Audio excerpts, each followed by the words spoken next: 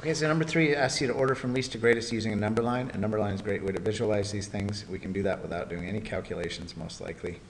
0.9 first is the one we'll put up first. 1/2 is on here, and also we have, wow, that looks weird.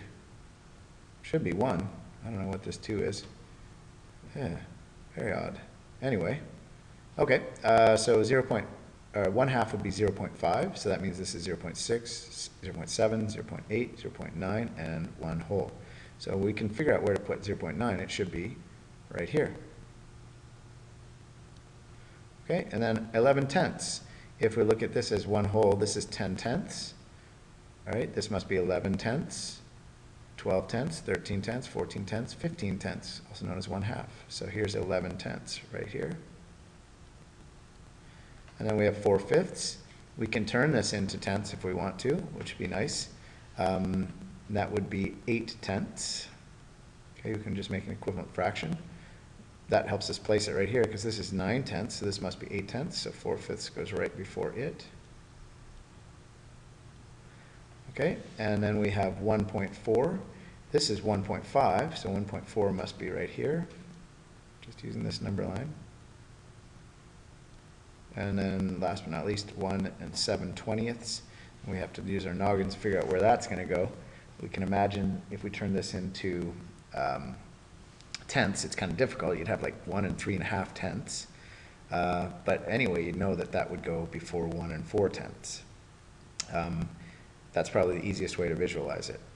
So we can say that that's going to be somewhere in right here between 1 3 tenths and between 1 4 tenths, right there. And halfway in between, that's 1 7/20.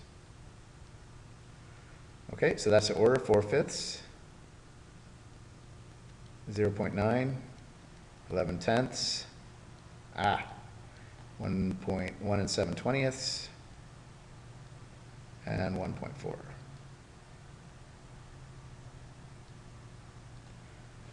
Okay, so this now we're going to use equivalent fractions. So to make equivalent fractions, you have to have a common denominator to be able to order them effectively. It would be a lot of guesswork to figure out, oh, which one's greater, this one, not a lot of guesswork, this one or this one.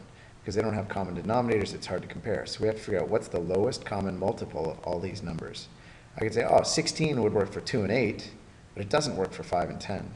I might say, oh, okay, well, 20 would work for 5 and 10, but that doesn't work for 8, it does for 2. So our lowest common multiple we can determine eventually, if we think about it, is 40. Okay, so I'm going to create all of these out of 40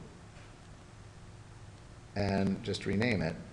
That's 1, 2, and something out of 40. 1 and something out of 40.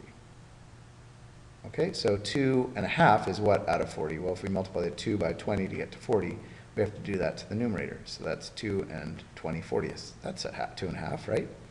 Now we have 1 3/8. If we multiply the 8 by 5 to get to 40, we have to do that to the numerator, 1 and 15/40. And over here, 2 3/5. If we multiply the 5 by the 8, we have to do that to the numerator, so we get 2 and 24/40. And finally, 1 7/10. We have to multiply the 10 by 4 to get to 40, so we have to do that to the numerator. And now we can easily compare.